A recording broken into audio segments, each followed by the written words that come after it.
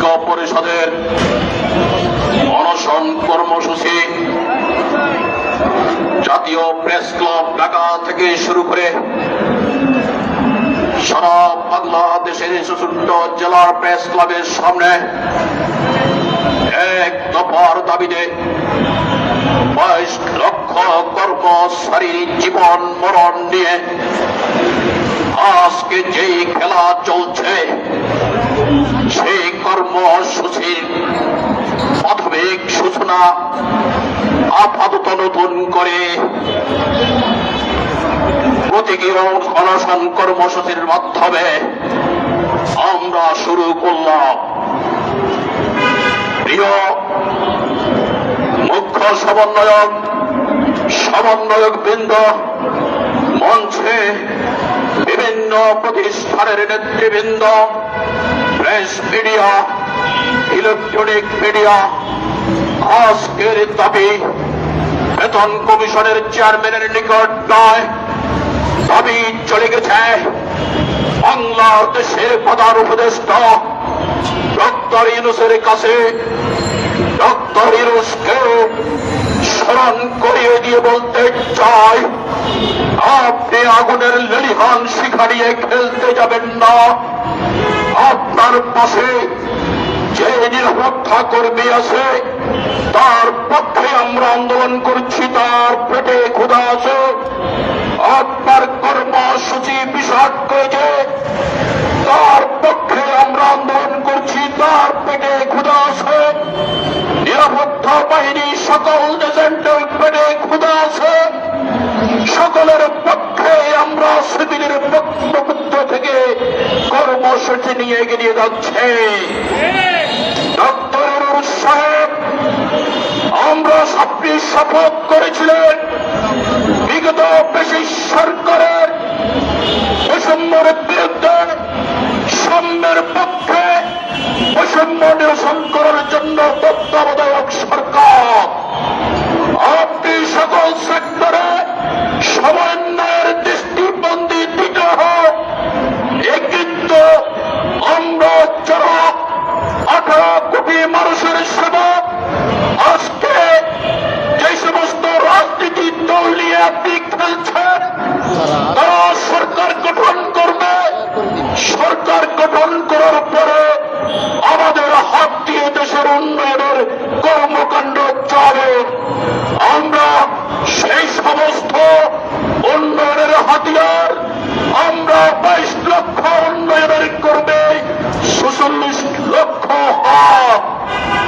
আমরা অনুরোধ করতে চাই ডক্টর ইউনূস সাহেব, যদি নিষ্কলঙ্ক হিসাবে নির্বাচনোত্তর দেশ থেকে আপনি ক্ষমতা ছাড়তে চান, অনতি বিলম্বে বৈষম্য মুক্ত করে এক দফার এক দাবি এই কর্মচারীদের পে কমিশন আগামী 21 তারিখ হাতে পাওয়ার সাথে সাথে গেজেট আকারে প্রকাশ করবেন। অন্যথায় সারা বাংলাদেশে আগুনের লেলিহান খেলা চলবে।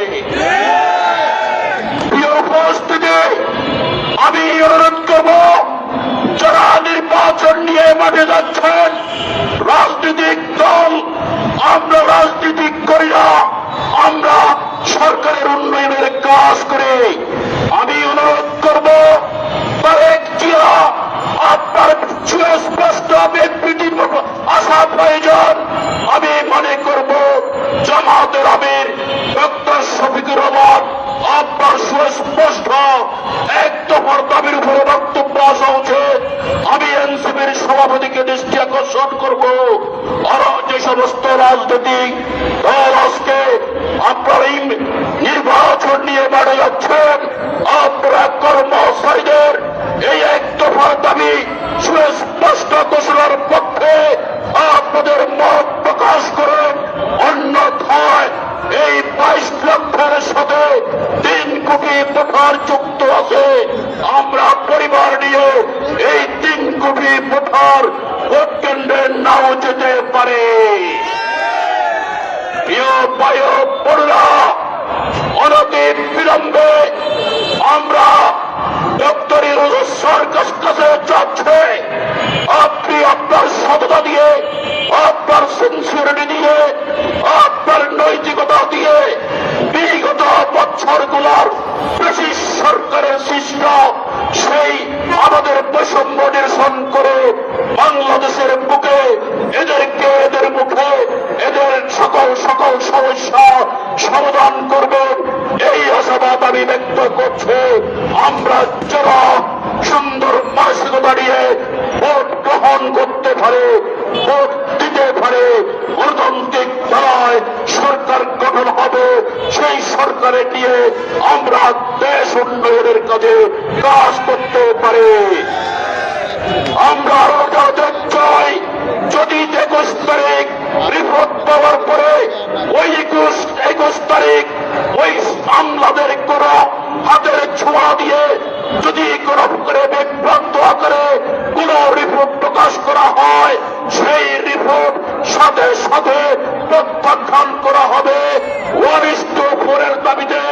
এবং আমরা 12 গ্রেড ভিত্তিতে, 12 দফের ভিত্তিতে, সর্বনিম্ন প্রতিশোধ টাকার ভিত্তিতে 21 তারিখের ঘোষণা আমরা চাই।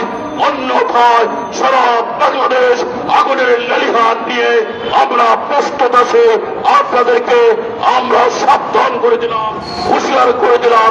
সরকারের পক্ষে সকল বিভ্রান্তকারীদেরকে সকলকে ধন্যবাদ। আসসালামু আলাইকুম ওয়া রাহমাতুল্লাহ।